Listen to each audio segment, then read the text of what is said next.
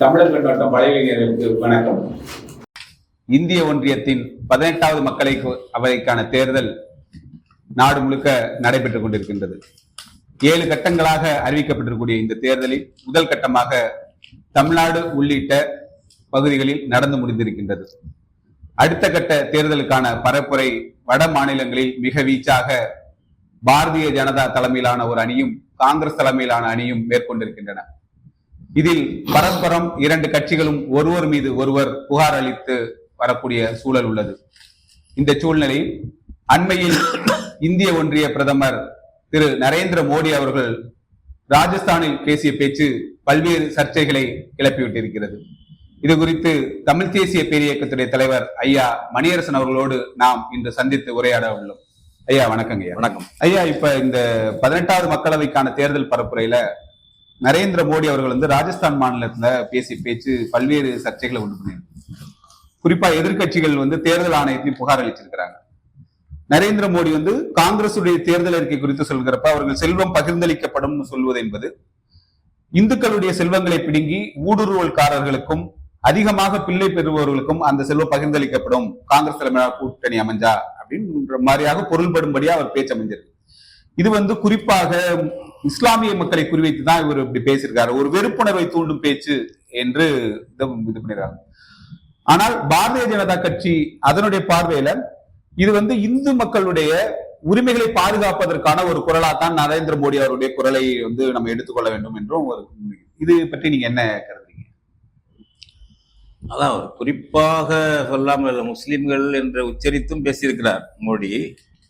முஸ்லீம்களை தான் சொல்லுகிறார். முஸ்லீம் என்றும் வரக்கூடிய இடங்கள்ல சொல்லியிருக்காரு. அது மாதிரி அவரும் சரி, அவருடைய அமித்ஷாவும் சரி, நட்டாவும் சரி, இதை ஒரே மாதிரி தான் பேசுகிறார்கள்.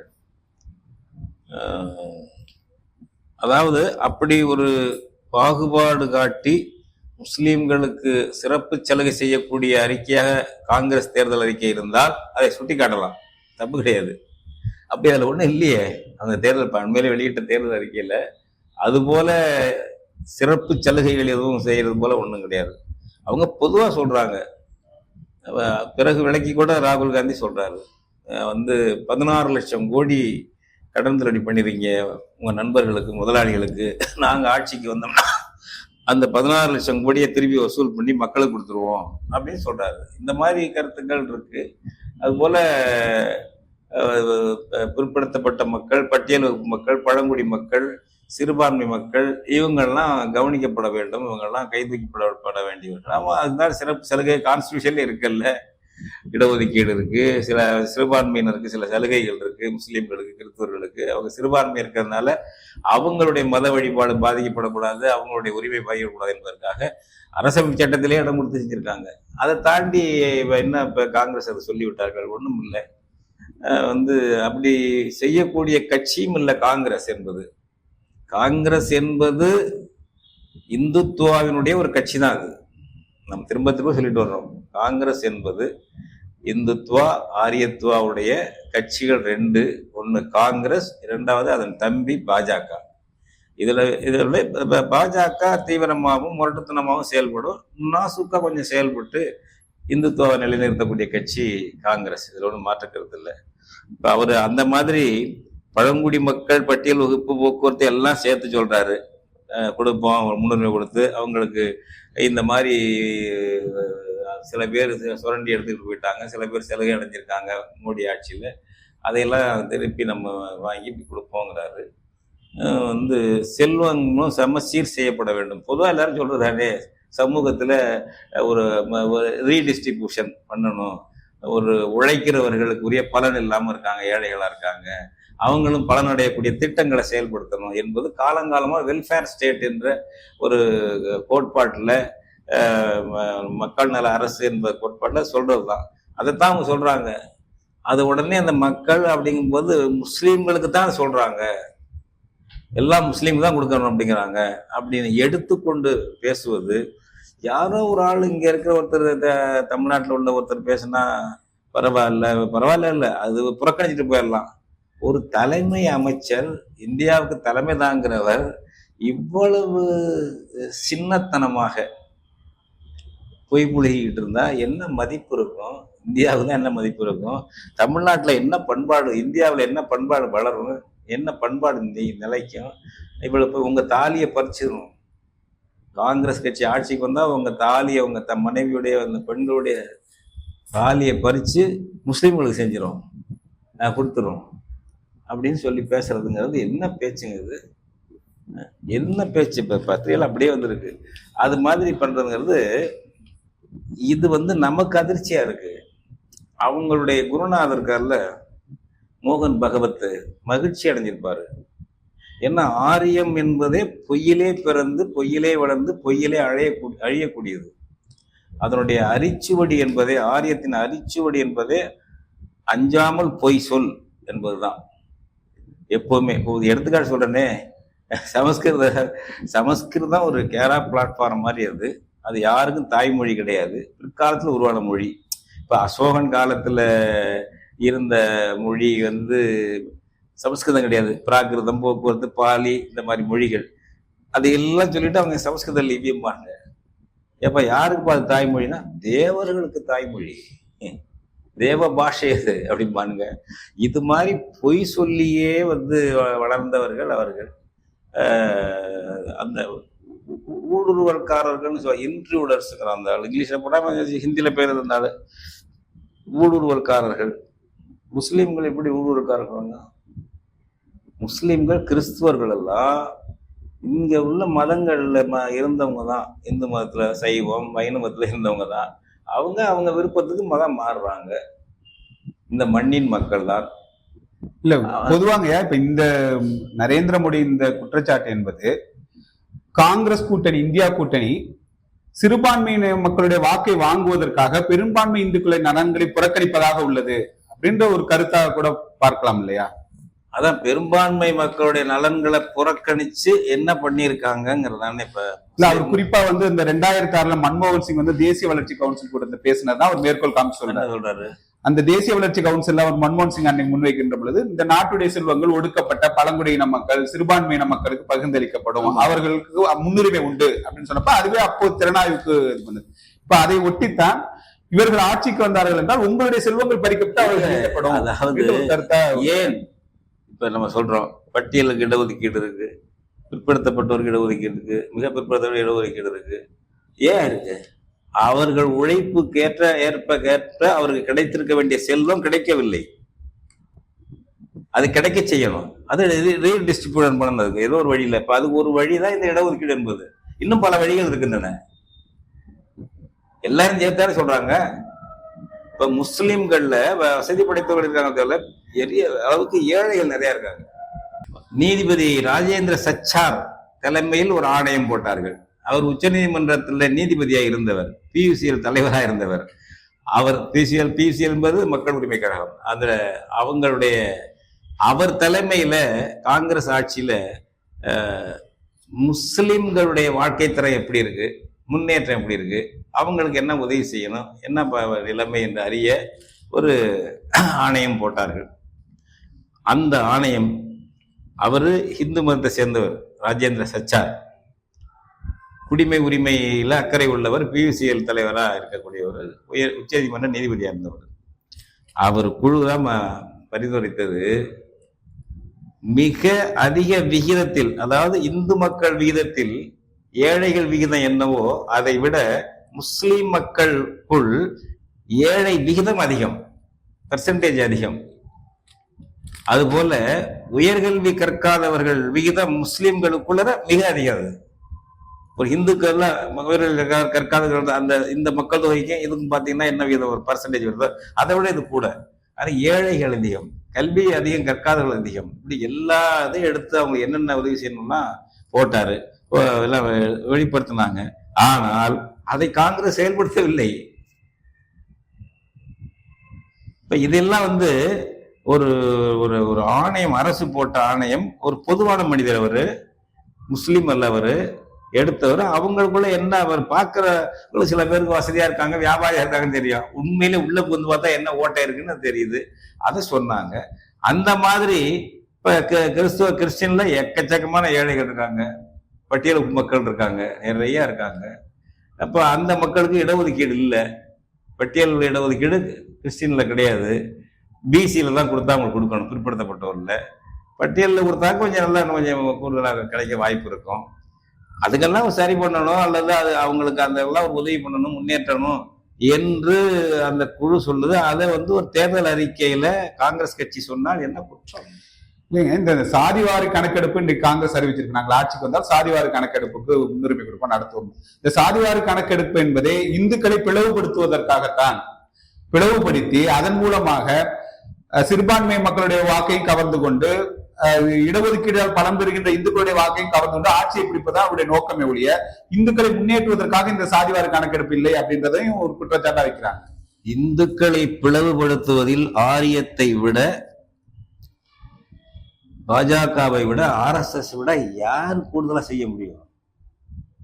இந்துக்களை 4 வர்ணமா 1000 ஜாதியா பிளவுபடுத்தணும் யாரு? இந்த நாள் காங்கிரஸ்காரனா? ஆரிய முன்னோர்கள், ஆரிய தாத்தாக்கள், ஆரிய பிராமணர்கள், ஆரிய சத்திரியர்கள், ஆரிய வைசியர்கள், இவர்கள் செஞ்சது. மனு தர்மத்தை எழுதின யாரு? காங்கிரஸ்காரனா? இன்னைக்கு வரல மனு தர்மத்தை நீ தப்புன்னு சொல்ல தயாரா பாஜக? மோகன் பகவத் மோடி கூட்டம் சொல்ல தயாராத? இந்துக்களை ஒன்ன போல பிளவுபடுத்தி வச்சிருக்கோம் எவன்டா உலகத்துல? எந்த ஊர்லயாவது ஜாதி உண்டா? கிறிஸ்தவ மதத்துல ஜாதி உண்டா ஐரோப்பாவில்? முஸ்லீம்ல ஜாதி உண்டா அரேபியாவில்? ஆரிய பிராமண கும்பல், வன்முறை கும்பல், வஞ்சக கும்பல், அதுதான் இந்துக்களை பிளவுபடுத்தி வர்ணாசிரமா பிரிச்சது. இதுவரைக்கும் இந்துன்னு பேசுனா அதை சமப்படுத்துறது என்னடா பண்ற நீ? ஒரு ஐரோப்பாவில் அல்ல ஆசியா கண்டத்துல புத்த மதம் இருக்கிறது போல, அல்லது கிறிஸ்தவ மதம் இருக்கிறது போல, முஸ்லீம் மதம் இருக்கிறது போல இந்து மதத்துக்குள்ள நமக்கு ஜாதி வேண்டாம் சொல்ல தயாரா? Modi and company, Amit Shah and company சொல்ல தயாரா? நீ இந்துக்களை பிளவுபடுத்துறது பேசுறிய? இந்துக்களை கசாப்பு கடை வைத்து கொண்டு வள்ளலார் படம் மாட்டிருந்தா எப்படி இருக்கும்? அது மாதிரிதான் நீ செய்யறது, புரியுதா? நீ பிளவுபடுத்துற, நீ இந்துக்கள்லயே இனப்புக பண்றிய. முஸ்லீம் நாட்டுல அல்லது அடுத்த நாட்டுல, வேற மதம் உள்ள நாட்டுல, புத்தமே இருந்தாலும் அந்த நாட்டுல இந்துக்கள் பாதிக்கப்பட்டால் அவங்க உயிர் வாழ பிழைப்ப வாழ்வுரிமை தேடி இந்தியாவுக்கு வந்தா அவங்களுக்கு குடியுரிமை தரலான்னு சிஏஏ திருத்தம் கொண்டு வந்த. பாகிஸ்தான்ல இருந்து இந்து வந்தால், ஆப்கானிஸ்தான்ல இருந்து இந்துக்கள் வந்தால், இந்த பக்கம் என்னது நேபாளத்திலிருந்து வந்தால், பர்மாவிலிருந்து வந்தால் இந்துக்களுக்கு குடியுரிமை கொடுக்கலாம். ஏன் இலங்கையிலேருந்து வந்தா கொடுக்க கூடாத? தமிழங்கிறானே. பாவி பாவி, வர்ணாசிரமா இந்து, வடநாட்டு இந்துவும் சரி தென்னாட்டு இந்தையும் பிரிச்சு வச்சிருக்கிற. அதுக்கு மேல இன ரீதியா தமிழ் இந்துன்னா அழிக்கப்பட வேண்டியவன். அவன் பாதிக்கப்பட்டு ஒரு லட்சக்கணக்கான பேர் இனப்படுகொலை செய்யப்பட்டு அதை நீ கண்டிக்கவே இல்லை. மோடியோ, மோடிக்கு முன்னால் இருந்த வாஜ்பாயோ, அத்வானியோ கண்டனம் கூட செய்தது கிடையாது. மோகன் பகவத்தும் கண்டனம் செய்தது கிடையாது. அகதியா வந்திருக்கான், அவனை குடியுரிமை, அவனை அகதிக அந்தஸ்து கிடையாது, நாடற்றவர்கள் என்ற ஒரு கும்பலா வச்சிருக்கிற. திபேத் அகதிகள் எப்படி வச்சிருக்க நீ? இதே கர்நாடகத்துல குஷால் நகர், அது என்ன மாவட்டம்? அது குஷால் நகர். குஷால் நகர் பகுதியில் அவங்களுக்கான ஆமா வீடுகள் நான் பார்த்திருக்கேன். அங்க காவேரி, அங்கிருந்து தாங்க காவேரி தொடங்குற இடத்துக்கு போகணும், தலைக்காவேரி பகுதிக்கு. எப்படி வச்சிருக்கீங்க நீங்க? அவங்களெல்லாம் எப்படி இருக்காங்க? எங்க தமிழர்கள் எப்படி இருக்காங்க? நீ இந்துக்களை பிளவுபடுத்தக்கூடாது சொல்றிய? அதாவது எவ்வளவு ஒரு மோசமான, அதான் நான் சொல்றேன், கசாப்பு கடையில வள்ளலார் படம் மாட்டிக்கொள்வது போல நீ இந்துக்களை பிளவுபடுத்தக்கூடாதுன்னு சொல்றிய. என்ன முறை?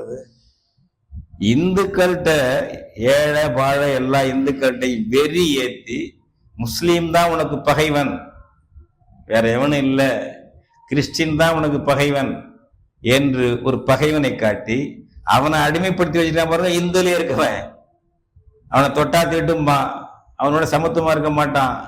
அவன்லயே 1000 ஜாதி, கீழே ஜாதி, பொண்ணு கலப்பு திருமணம் பண்ணிக்கிட்டாங்க, கொண்டு விடுவாங்க. இன்னைக்கு எத்தனை நடக்குது சாதிக இந்துக்கள்ல? ஏன் நம்ம தமிழ் இனத்தையே நடக்குது. வெக்கப்பட்டுல நாங்கெல்லாம் இருக்கிறோம். தமிழ் இனத்துக்குள்ளே சாதி மாறி காதல் பண்ணிட்டு பிள்ளைகள் திருமணம் பண்ணிட்டா படுகொலை பண்றாங்க. இவனெல்லாம் இதையெல்லாம் கண்டிச்சது உண்டா என்னைக்காவது பாஜக? RSS கும்பல் கண்டிச்சது உண்டா? இந்துக்களுக்குள்ள ஜாதி கூடாது, உயர்தாழ்வு கூடாது பேசியது உண்டா?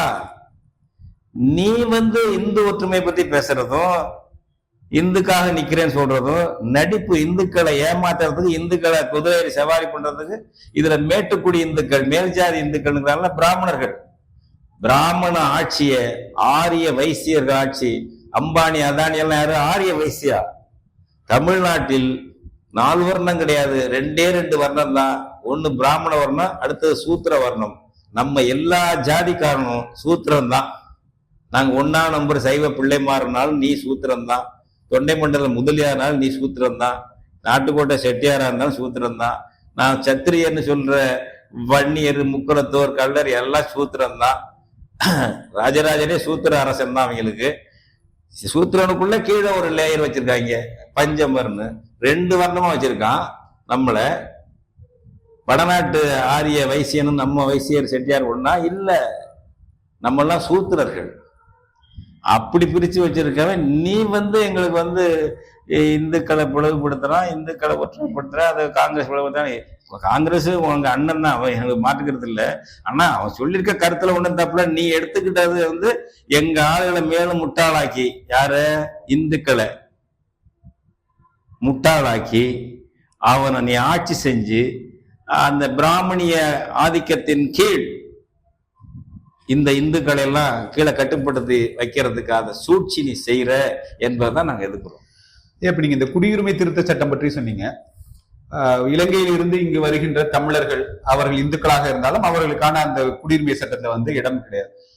ஆனால் இந்த நிராகரிப்பு என்பது வட மாநிலங்களில் ஒரு பெரிய தாக்கத்தை ஏற்படுத்தல. இன்னும் குறிப்பா சொல்ல போனா தமிழ்நாட்டில் இருக்கக்கூடிய பாஜக கூட அதை எதிர்த்தால் அதை திருத்த வேண்டும் என்ற கோரிக்கை வைக்கல. அப்படின்ற பொழுது ஒரு இந்திய உளவியலுக்குள் தமிழர்களை ஒரு பாகுபடுத்தி பார்க்கக்கூடிய போக்கா அதை கருதலாமா? நிச்சயமா. நாங்க திரும்ப திரும்ப சொல்றோம், அடிப்படை சமூகத்துல அடிப்படை யூனிட் என்பது இனம்தான். அந்த இனத்துக்குள்ள உயர்வு தாழ்வதற்கு, சமத்துவருக்கு எல்லாம் இருக்கு. இப்ப இந்தியா ஒரு தேசம் அல்ல, பல தேசங்கள் இருக்கின்றன. பிரித்தானிய பீரங்கிகளால் உருவாக்கப்பட்டது இந்தியா. இதுல வெள்ளைக்கார ஆண்டுவதற்கு பதிலாக இந்திக்காரன், டெல்லிக்காரன் ஆண்டுகிட்டு இருக்காங்க. அவன் ஆளும் இனம். தமிழர்கள் அவனுக்கு ஆட்பட்ட அடிமை இனம் என்பதுதான் வடநாட்டில் அவன் இந்துவா இருந்தாலும் யாரா இருந்தாலும் அவனுடைய நிலைப்பாடு அதுதான். வடநாட்டில் உள்ள இந்துவா இருந்தாலும் முஸ்லீமா இருந்தாலும் இனம் என்று விட்டால் அவர்கள் எல்லாம் தமிழர்கள கீழே தான் இருப்பானுங்க. நம்ம ஒரு சமூக நீதி, சமநீதி என்ற அர்த்தத்தை இதெல்லாம் பேசிக்கிட்டு இருக்கோம். அடுத்த இனத்தை ஆதிக்கம் செலுத்த நம்ம நினைக்கல. இந்திக்காரனே என்னை என் தலையில உட்கார இறங்கடா நாயின்னு சொல்றதுதான் நம்ம சொல்றோம், அவ்வளவுதான். அவனை போய் அவன் தலையில உட்காரது நமக்கு நினைக்கல. ஆனா நம்ம தலையில உட்கார்ந்துட்டே இருக்கணுங்கிறான். இதை புரிஞ்சுக்கணும். சாதி பிரச்சனை என்று வரும்போது சமூக நீதி என்ன தேவையோ அதை நம்ம செய்யணும். அது ஒரு பக்கம். வர்ணாசிரமத்தை எதிர்த்து செய்யறது. இனம் என்று வரும்பொழுது தமிழ் இனம் என்பதுதான் இனம். வடநாட்டுக்காரனுக்கு என்ன இனமோ சொல்லிடட்டும். மராட்டியர்களுக்கு இனம் இருக்கு, குஜராத்தி இருக்கு, அது வேண்டான்ட்டு வந்துட்டாப்புல ஒதுக்கிட்டு நம்ம ஒரு மோடி குஜராத்தி எல்லாம் வேண்டாப்பா, நான் பிராமணனுக்கு சூத்திரனா இருந்துட்டு போறேன்னு வந்துட்டாப்புல. அது அவர்களுக்கு ஒரு இனம் இருக்கு, வங்காளிக்கு இருக்கு. இந்திக்காரனுக்கு என்ன இனம் இருக்குன்னு எங்களுக்கு தெரியாது. ஊபியில பீகார்ல இருக்கிறவங்கலாம் என்ன இனம், நாங்கெல்லாம் இந்திக்காரன்னு சொல்லிட்டு இருக்கோம் தான். எங்களுக்கெல்லாம் இனம் இருக்கு. அந்த இந்திக்காரன் தான் நம்மளை எல்லாம் ஆளுன்னு நினைக்கிறான். அவங்களுடைய தலைமையார்னா ஆரிய பிராமணர்கள், ஆரியர்கள், ஆரிய வைசியர்கள், பிர்லா போன்றவர்கள், டால்மியா போன்றவர்கள், அங்க அதானி அம்பானி எல்லாம் ஆரிய வைசியர்கள். நம்மூர் செட்டியார் இல்லை, அதெல்லாம் நம்மூர் செட்டியார்னா சூத்திர செட்டியார். அது மாதிரி அவங்க இனம் இந்தி இனம்னு வச்சுக்கோங்க. அவன் நம்மளையெல்லாம் ஒடுக்கப்பட்ட அடக்க அல்லது அவருக்கு கீழ்ப்படிதல் உள்ள ஒரு இனமா நம்ம ஆகணும் என்பதுதான் அவங்களுடைய நோக்கம். அதனால அவனோட நம்ம ராசி இந்து எல்லாம் கிடையாது. அதே சமயம் ஒரு திரிபா சொல்லும் பொழுது நம்ம நீதியா நடந்துக்கணும், நியாயமா திறனாய்வு செஞ்சுக்கணும் என்ற முறையில சொல்றமே தவிர, மற்றபடி அவர்கள் இனம் என்று விட்டால் வடநாட்டுக்காரன் முறை ஒன்னா இருப்பான். இப்ப பாரதிய ஜனதா கட்சி அதனுடைய துவக்கத்திலிருந்து பாத்தீங்கன்னா இப்ப ஏறக்குறைய இது 2வது முறை ஆட்சியில இருக்கிறாங்க. 3வது முறையில் ஆட்சியில் வருவதற்கான வாய்ப்புகள், சாத்தியக்கூறுகளுக்காக தான் அவர்களுடைய பரப்புரைய ஒரு இந்து மத அடிப்படையில் மேற்கொண்டிருக்கிறாங்க. இன்னும் குறிப்பா சொல்றேன், இந்தி பேசுகின்ற மாநிலங்களில் ஏறக்குறைய ஒரு 12 மாநிலங்களில் பாரதிய ஜனதா கட்சி இப்ப ஆட்சியில இருக்கு, வட மாநிலங்கள்ல. அப்ப இது ஒரு இந்துத்துவ வளர்ச்சி போக்காக மதச்சார்பற்ற நாடு என்ற அரசியலமைப்பு சட்டத்தில் சொல்லிக் கொண்டாலும் இந்தியாவை ஒரு இந்துக்களின் நாடாக மாற்றுவதற்கான முயற்சியாகவும் அல்லது அது ஒரு மக்களின் விருப்பமாகவும் பார்க்கப்படுது அப்படின்ற ஒரு கருத்து இருக்கு. அதற்காக தான் பிஜேபி இப்படி பேசுது, அல்லது இந்துக்களின் பாதுகாவலர்களாக பிஜேபி தான் இருக்கிறாங்கன்ற ஒரு போக்கு இருக்கு. இதை நீங்க எப்படி அது நம்ம அதுல இந்துக்கள் வடநாட்டு இந்தா இருந்தாலும் தென்னாட்டு இந்தா இருந்தாலும் புரிஞ்சுக்கணும். இந்துக்கள் நாடாக இந்துக்கள் ராஷ்டிரம் நம்ம சொன்னா இந்துக்கள் தேசம் என்று சொல்கிறார்கள் அவர்கள். அப்படி வந்து விட்டால் இப்போ முழுமையான வர்ணாசிரம தர்மம் கோல் வச்சோம். வடநாட்டுக்காரெல்லாம் சூத்திரர்கள் எம்எல்ஏ எம்பியா கூட ஆக முடியாத நிலைக்கு வந்துடுவாங்க பல பேர். நாளைக்கு அதையும் மாத்திடுவான், எல்லாரும் எம்எல்ஏ இருக்கலாங்கிறதுல மாத்திடுவான். நீங்க மோடிக்கு அண்ட் கம்பெனிக்கு அதிகாரம் வந்து வச்சுங்க, தேர்தலே நடத்த மாட்டாங்க, பார்லிமெண்ட்டே வேண்டாம்னு நினைச்சிட்டு போறாங்க, அது வேற. அவர்கள் வடநாட்டுக்காரவர்களும் சமமா வந்துட முடியாது. இப்ப அங்க உத்தரப்பிரதேசத்துல அடிக்கடி பிராமணர்களுக்கும் சத்திரியர்களுக்கும் இடையே மோதல் நடந்துகிட்டே இருக்கு. ராஜபுத்திரர்கள் தாக்கூர்கள் இருக்காங்கல்ல, அவங்களுக்கும் இந்த பிராமணர்களுக்கும் ஒரு கணிசமா 10% மேல பிராமணர்கள் உள்ள மாநிலம் அந்த உத்தரப்பிரதேசம். முரண்பாடு வந்துகிட்டு தான் இருக்கு. இவர் இப்ப இருக்கிற அந்த யோகி இருக்காரு, அவரு ஆதித்யநாத் அவர் சத்திரியர். அவருக்கும் அங்க உள்ள பிராமணர்களுக்கும் பாஜகக்குள்ளே பிரச்சனை மோடி சமாதானம் பண்ணியிருக்காரு. ஏன்னா ஆதித்யநாத்துடைய செல்வாக்கை குறைக்க முடியல, அதனால அட்ஜஸ்ட் பண்ணி போறாங்க. அடிக்கடி வந்துட்டு இருக்கு. எனவே அங்கேயும் அதுதான் அவங்களுக்குள்ள வரதான் அவங்க பாத்துக்கணும். ஆனா இவன் எல்லாம் சேர்ந்து நம்மளை அடிமைப்படுத்துறாங்க தமிழர்களை. அதனால நியாயத்தை சொல்றோம். நம்ம தமிழ்நாட்டுல அந்த வர்ணாசிரம தர்மம் அந்த இந்துங்கிறது வந்துடக்கூடாது. மதம் உனக்கு வழிபாடு, மதம் இந்து அது வச்சுக்க, பிரச்சனை இல்லை. வழிபாட்டு உரிமை உனக்கு உள்ளது, அதெல்லாம் வச்சுக்க. எல்லாரையும் நான் ஆளணும் அது இதுன்னு வர்ற அந்த மாதிரி எண்ணமும் இந்துத்துவ அரசை உண்டாக்கணும் அப்படி என்பதோ தமிழ் இனத்தின் அறத்திற்கும் சமநீதிக்கும் சமூக நீதிக்கும் முரணானது, எதிரானது. எந்த காலத்திலையும் அதை செய்யவே மாட்டான். ஒன்றே குலமும் ஒருவனே தேவனும்மா நம்ம இதுல அந்த மாதிரி உள்ளது. நீங்க அவங்கவுங்க விரும்புற தெய்வத்தை கும்பிடுங்க, விரும்புற மதத்துல இருங்க. இதுதான் நம்ம தமிழர்களுக்கு இந்த மதச்சார்பின்மை, அரசியல்ல மதச்சார்பு கூடாது என்ற தன்மை என்பது தமிழர்களுக்கு இயற்கையா உள்ளது. அதை சீரழிக்கிற நிலைமையை நம்ம எப்பவும் அந்த இடத்துக்கு போயிடக்கூடாது. செய்வாங்க. இங்க பண்ணிட்டு அண்ணாமலை கொண்டாடலாம் கையாட்கள், இன துரோகிகள். பாஜகவில் இருந்துகிட்டு பண்ணாங்கன்னா அவங்கெல்லாம் தமிழின துரோகிகள்னு அர்த்தம்.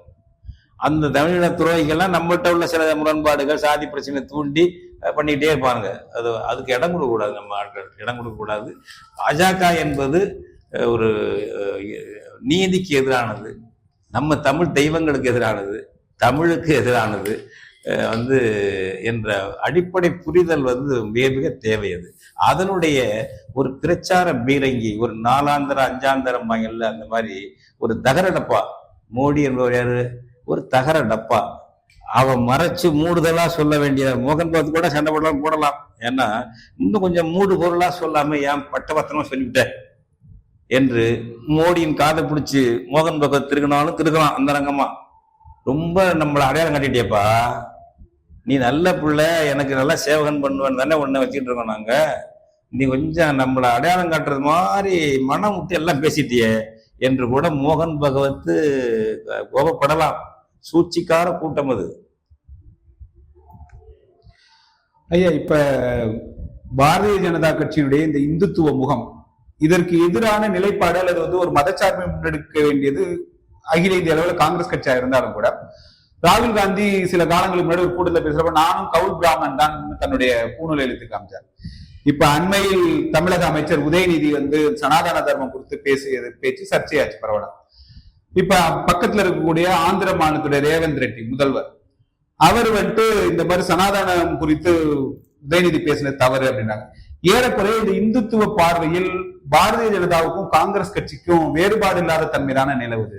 அடிப்படையில் வேறுபாடு கிடையாதுங்கிறத நான் திரும்ப சொன்னேன், தொடக்கத்தை கூட சொன்னேங்க. தீவிரமா இருக்கும் பாஜக, வெளிப்படையா சமயத்துல பேசும், அதையெல்லாம் செயல்படுத்தும். இப்ப சனாதனம்னு உதயநிதிங்க பேசணும்னா வடநாட்டுல காங்கிரஸ் கட்சி பூரா அல்லர்னா காங்கிரஸ் மாநில தலைவர்கள்லாம் ஆஹா ஓஹோ அப்படி பேசுறாங்க. அவர்களுடைய கொள்கையை தான் பாஜக பேசுறா, தீவிரமா பேசுறாங்க. அதனால காங்கிரஸே தான் அங்க போயிட்டு இருக்காங்க. ஆட்கள் போறது அங்க இருந்தா போறதான்னு வேற யாரு போறாங்க? அதனால அவர்களுக்கு வடநாட்டு கட்சிகளுக்கு அவங்களுக்கு இதுதான் இந்த சனாதன கொள்கைன்னா வர்ணாசிரம கொள்கை. பிராமணிய தலைமையில கீழே இருக்கிறது, ஆரிய வைசிய தலைமையில் கீழே இயங்குவது என்பதுதான் அவங்களுடைய கொள்கை. அவர்கள் உண்மையான சமூக நீதிக்கு சமநீதிக்கெல்லாம் வரவே மாட்டாங்க. அடுத்தது அவர்களுக்கு இனக்கொள்கை இருக்கிறது. தாங்கள் ஆள பிறந்தவர்கள் தங்கள் மொழி ரெண்டும் கேரப்படும். இந்தியும் எவனுக்கும் தாய்மொழி கிடையாதுங்க. இதெல்லாம் கூத்துங்க. இதெல்லாம் எங்க நடக்குங்க? இந்தி எவனுக்கும் தாய்மொழி கிடையாது, பொது மொழி தான். சான்ஸ்கிரிட் எவனுக்கும் தாய்மொழி கிடையாது, அது எல்லாம் உருவாக்கிட்டது மொழி. அது ரெண்டையும் வச்சுக்கிட்டு நம்ம மொழிகளெல்லாம் அடிமைப்படுத்துறது. ஏன்னா அவன் மொழி போஜ்புரி, மைதிலி, அவதி கிவதி இந்த மொழியெல்லாம் வளர்ச்சி அடையாம போயிடுச்சு. இது தமிழ் உலக மொழிகளுக்கே தாய்மொழிங்கிற அளவுக்குள்ள ஆய்வு நின்றுகிட்டு இருக்கு. அதனால இது அவனுக்கு போட்டி. இந்த போட்டி தமிழ் தான். நான் தான் திரும்ப மோகன் பகவத் மோடி கூட்டத்துக்கு முதல் எதிரி முஸ்லீம், ரெண்டாவது எதிரி தமிழும் தமிழர்களும். அதனால வடநாட்டுக்காரன் அப்படிதான் இருப்பான். அதே சமயம் அவர்களுக்கு ஒரு பாதிப்பு வந்தாலும் சரி, பொதுவாக நம்ம சேர்த்த பாதிப்பு தானே இது. மோடி பேசியிருக்காரு, இது நமக்கு சேர்த்த பாதிப்பு தானே. தமிழ்நாடு எல்லாரும் சேர்த்தன பேர் இருந்தாலும். அதனால நம்ம இதை சொல்றோம். அவர்களுக்கே ஒரு பாதிப்பு, சமூக நீதி அடிப்படையில் பாதிப்பு இருந்தாலும் அதையும் நம்ம நியாயத்தை பேசுவோம். அந்த முறையில் நம்ம அதை பேசுவோம். இப்ப இந்த மோடியுடைய இந்த தேர்தல் பரப்புரை பேச்சு என்பது அது வெறும் தேர்தலுக்கானதுதான். தேர்தல் வித்தையில நீங்களும் பேசுறீங்க, அவங்களும் பேசுறாங்க. இதற்காக போய் தேர்தல் ஆணையத்துல போயிட்டு நீங்க புகார் அளிப்பது என்பது எதிர்கட்சியுடைய தோல்வி மனப்பான்மை. இது வெறும் தேர்தலுக்கான பேச்சு தான் பார்க்குது. இது வெறும் தேர்தலுக்கான பேச்சாக மட்டும் எடுத்துக்கொள்ள முடியாதா? தேர்தலுக்கான பேச்சு அல்ல. அவர்கள் இந்தியாவினுடைய அவர்கள் வழிபட்ட தீர்வுக்கான பேச்சு அது. அதாவது இப்படித்தான் வரணும். இந்தியாவில் பார்லிமெண்ட் வேண்டியதில்லை, சட்டமன்றங்கள் வேண்டியதில்லை, வேற மாதிரி பண்ணிக்கலாம். ஒற்றை ஆட்சி முறை தான் இருக்கணும். ஆரிய தலைமையின் கீழ், ஆரியத்துவ ஆட்சியின் கீழ் ஒரே ஒரு ஆட்சி தரணும். கூட்டாட்சி என்பதெல்லாம் கூடாது என்பதுதான் ஆரிய பிராமணிய கொள்கை. அதை அவர் பேசுறாரு, அதை செயல்படுத்தானே அவர் இருக்காரு. அது ஒரு ஸ்ட்ரென்த் வந்துருச்சு நம்மளுக்கு. வளர்ச்சி அடைகிற வரைக்கும் கொஞ்சம் அமுக்கி பேசுறது, வளர்ச்சி அடைந்த பிறகு சத்தம் போட்டு பேசுறது. ஆள் திரட்டிக்கலாம், நமக்கு ஆள் இருக்கு கை தட்டுறதுக்கு என்று சொல்லி இப்ப வெளிப்படையா தன்னை அடையாளம் கண்டுட்டாங்க. தொடக்கத்திலிருந்தே இந்த RSS பத்தி நம்ம மதிப்பெல்லாம் இதுதானே. நம்ம முன்னோர்கள் சொல்லியிருக்காங்க. சாவர்கர் கொள்கை என்ன? நாடாளுமன்ற ஜனநாயக கொள்கை அது, ஆரிய சர்வாதிகார கொள்கை அது, வர்ணாசிரம கொள்கை. அதுதான். அது நம்ம ஆளுகளை மயக்கி ஜனநாயக காலத்துல எந்த அளவுக்கு கொஞ்சம் விட்டு கொடுத்து மயக்கி கொண்டு வரணுமோ அந்த அளவுக்கு வரணும். இப்ப குறிப்பிட்ட வளர்ச்சி நம்ம அடைஞ்சிட்டோம், அதனால நம்ம அந்தரங்க உண்மையான லட்சியங்களை வெளிப்படையா பேசலாம் என்று இப்ப காங்கிரஸ ஒரு சாக்கா வச்சு பேசுறாங்க. இதை மட்டும் புரிஞ்சுங்க. ஏதோ ராகுல் காந்தியை தாக்கணும், காங்கிரஸ் தாக்கணுங்கிறது மெயின் அல்ல. காங்கிரஸை தாக்குகின்ற சாக்கா வச்சு தங்களுடைய லட்சியங்களை வெளிப்படுத்துறாங்க. பாஜக வெளிப்படுத்துது அந்தரங்கமான லட்சியம் அதுதான். இந்த நாடாளுமன்றம் கூடாது, அது கூடாது, இது கூடாது, கிறிஸ்டின் முஸ்லீம் எவனும் இருக்கக்கூடாது, தமிழன் எவனும் இருக்கக்கூடாது, எல்லாம் ஆரிய இந்தியாவை மாற்றி அவனுக்கு ஆளும் இனமும் அவர்களுக்கு அடிமை இனமும் மட்டும்தான் இருக்கணும் என்பதுதான் RSS கொள்கை. அதை பேசக்கூடிய துணிச்சல் அவங்களுக்கு ஸ்ட்ரென்த். அன்னைக்கு 10 ஆண்டு ஆண்டுட்டோம், அடுத்த 3வது 5 ஆண்டு கிடைக்க வாய்ப்பு இருக்கிறது, கிடைக்க வேண்டும் என்னும் பொழுது தங்களுடைய மறைச்சு வச்சிருந்த சூழ்ச்சிகளை எல்லாம் வெளிப்படுத்துறாங்க. அப்படித்தான் இதை பார்க்கணும். வெறும் காங்கிரஸ் தாக்குறதை மட்டும் எடுத்துக்கூடாது. ஐயா, இப்ப நிறைவு பகுதியா ஒரு கேள்வி. இப்ப அண்மையில ஒரு நாளிதழ்ல RSS மூத்த தலைவர் சேஷாத்ரிச்சாரி அப்படின்றவருடைய கேள்வி பதில் பகுதியில ஒரு கேள்வி கேட்கிறாங்க. எந்த ஒரு கட்சிக்கு இல்லாத வகையில பாரதிய ஜனதா கட்சிக்கு மட்டும் நீங்கள் ஆதரவு தெரிவிக்கிறீங்களே, அது தொடர்ந்து தந்திருக்கீங்களே, இதுக்கு என்ன காரணம்ன்றப்ப RSS இயக்கம் என்பது தேர்தல் கட்சி அல்ல, எங்களுடைய தேசியவாத கொள்கையை ஏற்றுக்கொண்டு செயல்படுத்துகின்ற கட்சியாக இன்னைக்கு பாஜக இருக்கு. மற்ற அமைப்புகள், மற்ற கட்சிகள் அதை ஏற்றுக்கொண்டு செயல்படுத்துவதான் நாங்க அவர்களே ஆதரிப்போம் தெரிவிச்சிருக்கிறாங்க. அப்ப இது ஒரு மறைமுகமாக RSS கொள்கையை நிறைவேற்றுவதற்கான ஒரு பரப்புரையாக இதை நாம் எடுத்துக்கலாமா? ஆமா, இது வேற மறைமுகமான இல்ல, நேர்முகமாக. அதாவது இந்த பாரதிய ஜனதா கட்சியை உருவாக்குனது யாரு? RSS 50களில் உருவாக்குறாங்க. ஒரு அரசியல் கட்சி தேவை. இந்திய விடுதலை போராட்டம் நடத்திட்டு இருக்கும்போது காங்கிரசும் மக்கள் நடத்தும் போது அதில் பங்கெடுக்காத கும்பல் இந்த RSS கும்பல். 1925 உருவானது RSS. சாவர்கர் தொடக்கத்தில் அப்படி இருந்துட்டு அப்புறம் துரோகியா போய் எழுதி கொடுத்து வந்தார் ஜெயிலில். வெள்ளைக்காரனுக்கு அடிமையாயிட்டாரு. அவர் இந்து மகாசபை, அப்புறம் ஆர்எஸ்எஸ், இவங்க 1950 தொடங்கினாங்க. இது இந்திய விடுதலைக்கு போராடாத ஒரு அமைப்பு, இது குரல் கொடுக்காத ஒரு அமைப்பு. அவனை ஒட்டிக்கிட்டு, வெள்ளைக்காரனை ஒட்டிக்கிட்டு ஆரியத்துவாவை, இந்துத்துவாவை, வர்ணாசிரமத்தை எந்த அளவுக்கு பரப்பலான்னு பரப்பிட்டு இருந்தாங்க. விடுதலை அடைஞ்ச பிறகு என்ன பண்ணாங்கன்னா, நம்ம ஒரு அரசியல் கட்சியை நடத்தலாம் என்று ஜனசங்கம் என்ற பெயர்ல உருவாக்குனாங்க. அதுதான் அந்த கட்சி, அவங்க கட்சி, அவங்களுடைய கட்சி இது, அவங்களுடைய கட்சி. அதுல பயிற்சி பெற்றவர்கள் தான் அங்க தலைவர். மோடின்னா யாரு? சின்ன பையனா ட்ரௌசர் போட்ட போதே ஆர்எஸ்எஸ்ல பயிற்சி பெற்ற பையன். அத்வானி யாரு? அதில் பயிற்சி பெற்ற பையன். வாஜ்பாய் யாரு? அதில் பயிற்சி பெற்ற ஆளு. இப்போ இன்னைக்கு அங்க இருக்காங்க இந்த அமித்ஷாங்கிறோம், அந்த நட்டா கிட்டாலும் அப்படி. இங்க இருக்கிற ஆள்கள் யார்? நம்ம தமிழர்கள்லயே தமிழிசையெல்லாம் போய் பஞ்சத்துக்காண்டி அது கூடி ஓடிச்சு. இலகணேசன், சிபி ராதாகிருஷ்ணன், இலகணேசன், சிபி ராதாகிருஷ்ணன், அந்த பொன் ராதாகிருஷ்ணன், கன்னியாகுமரி பொன் ராதாகிருஷ்ணன்லாம் ஆர்எஸ்எஸ்ல பயிற்சி பெற்ற ஆளு. நம்ம பையன் இருக்காரு அண்ணாமலையில ஆர்எஸ்எஸ் பயிற்சி பெற்ற ஆளு. அவங்களுடைய கட்சி தான் பாஜக. அவங்க அனுப்பி வைக்கிறாங்க. இப்போ மோகன் பகவத் இந்த தம்பி அவரை மாத்துங்கப்பா, மோடி வேண்டான்னா மாத்தலாம். மோடி தான் பெட்டர் நமக்கு. இப்ப நாளைக்கு எதுவும் கெட்டு போனா நீக்கி போடலாம், இப்ப வச்சுக்கோங்க அப்படின்னு பண்ணியிருக்காரு மோகன் பகவத். ஆர்எஸ் முடிவு பண்ணியிருக்கு மோடியை. நான் ஒன்று சொல்லிக்கிறேன், மோடி தான் பாஜகவின் அழிவுக்கும் துவக்கம். மோடியை போன்ற ஒரு நபர் தொடர்ந்து தலைமை பொறுப்பில் இருந்தால் நாம் மோடி கூட்டு தலைமை இல்லாமல், 2ஆம் நிலை தலைமை இல்லாமல் ஒழிச்சு கட்டிட்டார் மோடி. கிட்டத்தில் யார் இருக்காங்களா? நீங்க வாஜ்பாய் பிரதமர் இருக்கும்போது ஏன் அத்வானி கொடுத்தா என்னன்னு கேட்பாங்க. அப்புறம் இன்னொரு வைஸ் சான்சலர் இருந்தார், அவர் பேர் மறந்து போகுது, அவரு கொடுத்தா என்னன்னு கேட்பாங்க. முரளி மனோகர் ஜோஷி, அவரு பல ஆட்கள் இருந்தாங்க. இப்ப யாருங்க இருக்காங்க? இருக்கலாம், திறமையானவர்கள், கல்வியாளர்கள் பாஜகவில் இருக்கலாம். ஆனா மோடிக்குங்க கிட்டதிலே இல்லையே. அதனால எப்போவாது மோடியின் கேரண்டின்னு ஒரு ப்ரோக்ராம் போட்டது உண்டா பாஜகவில், ஆர்எஸ்எஸ்ல? அதுதான் தற்கொலை பாதை பாஜகவுக்கு. அவங்க இதுதான் மார்க்கெட்டுன்னு செய்யறாங்க. அவர்களுக்கு இப்ப எப்படி இந்திரா காந்தி சர்வாதிகாரியை இந்திராவே இந்தியா, இந்தியாவே இந்திரான்னு கொண்டு வந்தாங்களோ, அப்ப அதுதான் காங்கிரஸை ஒட்டிச்சு கீழே தள்ளினது. இந்திராவுடைய மவன், மருமவ, பேரன், அதெல்லாம் ஒடிச்சு கிடக்கு. அடுத்த தலைவர் இல்லை, யாரும் இல்லாம இந்த பையனை ராகுல தலைவர்னு சொன்னாக்க இங்க போயிருமோட்டு முன்னாள் தலைவர் போட்டு இதை பண்ணி கிடக்குறாங்க. அந்த கதி பாஜகவுக்கு வருவதற்கான வாசலை திறந்து வைத்தவர் மகா புண்ணியவான் நரேந்திர மோடி. அதை அங்கீகரித்தவர் மகா மகா மகா புண்ணியவான் அந்த மோகன் பகவத். அதனால அவங்களுக்கே இது ஆபத்தா முடியும். மோடி ஆட்சி, நான் மோடி சொல்றேன், மோடி பண்றேன். இப்ப இங்க இருக்காருல அவங்களுடைய பங்காளி, இளைய பங்காளி, இளையவனான பக்கத்து வீட்டு பங்காளி, திராவிடம் என்பது ஆரியத்துக்கு பக்கத்து பங்காளி. இந்தியாவை காக்க ஸ்டாலின் அழைக்கிறேன் பாரு. இதே கதிதான் இந்தியா இதுக்கு வரும். ஏன்னா மாமன் பேரனை தயார் பண்ணிட்டு இருக்காரு அடுத்தடுத்து. இந்த காங்கிரஸுக்கு ஏற்பட்ட கை தான் திமுகவுக்கு வரும். அது இப்ப மோடியினுடைய சகாப்தத்தோட பாஜகவுக்கு ஒரு பின்னடைவு வர்றதுக்கு இதனுடைய வாய்ப்பு இருக்கு. ஐயா, வேற எதுவும் இப்ப இது தொடர்பாக உங்களுடைய கருத்தாக எதுவும் பதிவு பண்ண விரும்புறீங்களா? தமிழர்கள் இதுல இருந்து படிப்பினை பெறுவதை தான் நான் முதன்மையா சொல்றேன். தமிழர்கள் இது போல நமக்கு ஆதரவா பேசாரு, நம்ம இந்துக்கள் வழிபாட்டில் இருக்கவங்க, இந்துக்களா இருக்கிற மக்கள் நமக்கு ஆதரவாக பேசுறாரு அப்படிங்கிற விஷயத்துல ஏமாந்துறாதீங்க. நம்மளை அடையாளத்தை அழிக்கிறது, நம்மளை அடிமையாக்குவது என்பதுதான் ஆரியத்தின் திட்டம். அந்த ஆரியத்தினுடைய ஒரு அமைப்பு தான் ஆர்எஸ்எஸ். அதனுடைய அரசியல் பிரிவு தான் பாஜக என்பது. இப்போ இது எடுத்துக்காட்டாக நான் சொல்றது தான் சொல்றது. இப்போ நம்மளை பாராட்டிட்டு தமிழை பாராட்டுறாரு. தமிழ் தான் மூத்த மொழி அப்படிங்கிறாரு. திருவள்ளுவரும்பாரு. இங்கே ஆள் அங்கே கிடைச்சிட்டாக்க என்ன பண்ணுவாங்க, திருவள்ளுவருக்கு காவி பூசி எல்லாம் சான்ஸ்கிரிட்லேருந்து தான் அது எழுதினார் அவரும் கொண்டு வந்துடுவாங்க. இது இப்போ கற்பனையே சொல்றதில்லை.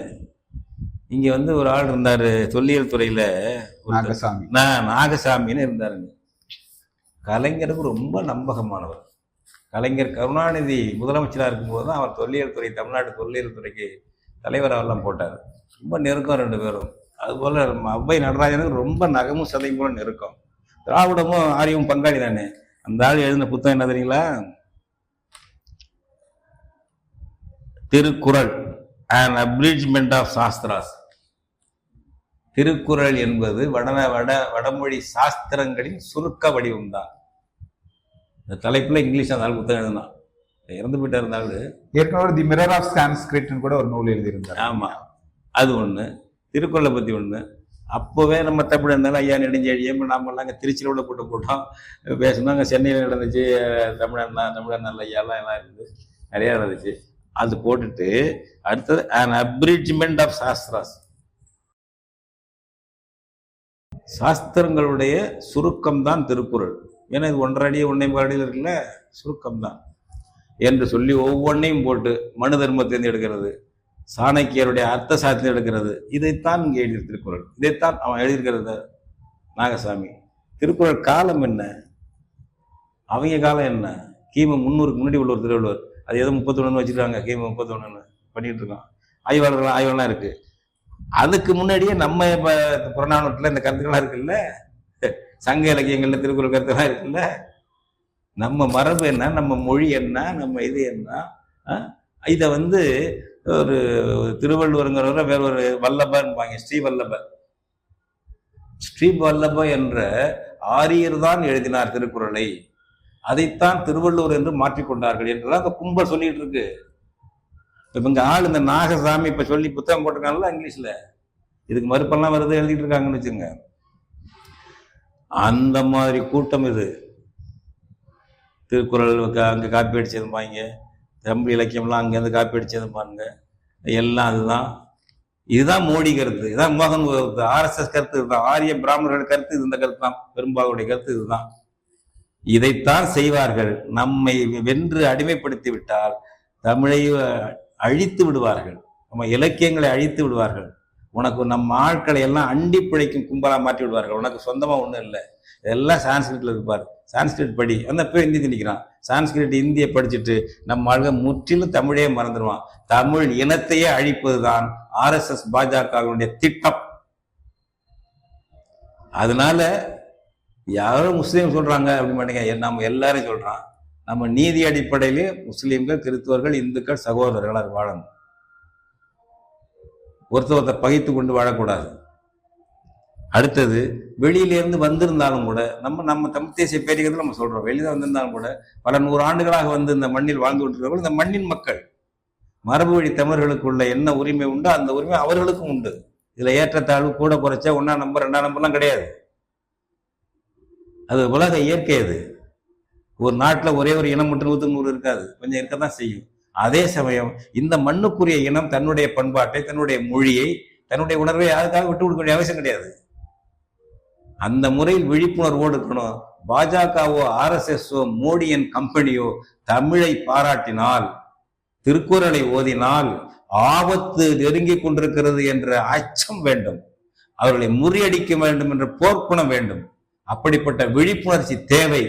இன்றைக்கு முஸ்லிம்களை எப்படி அவர்கள் ஓரங்கட்டி எதிர்க்கிறார்களோ அதை போலத்தான் அடுத்து தமிழர்களை ஓரங்கட்டி, தமிழை ஓரங்கட்டி எதிர்ப்பார்கள், முறியடிக்க முனைவார்கள். இதுதான் மோடியின் கம்பெனியின் கொள்கை, RSS கொள்கை, ஆரிய கொள்கை என்பதை புரிந்து கொண்டு மோடியை விமர்சிக்க வேண்டும்.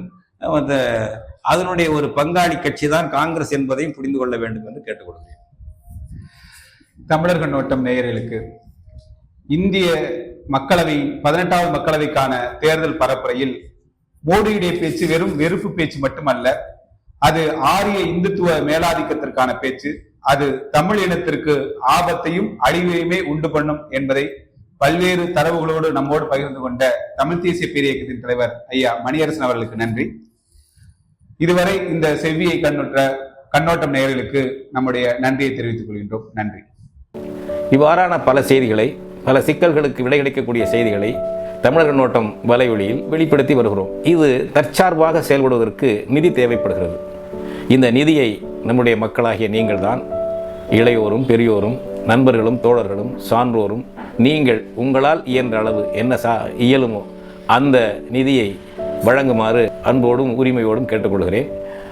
உங்களுக்கு நன்றி உணர்வோடும் பொறுப்புணர்வோடும் தமிழர் கண்ணோட்டம் செயல்படும் என்பதை உறுதி தெரிவித்துக் கொள்கிறேன். நன்றி, வணக்கம்.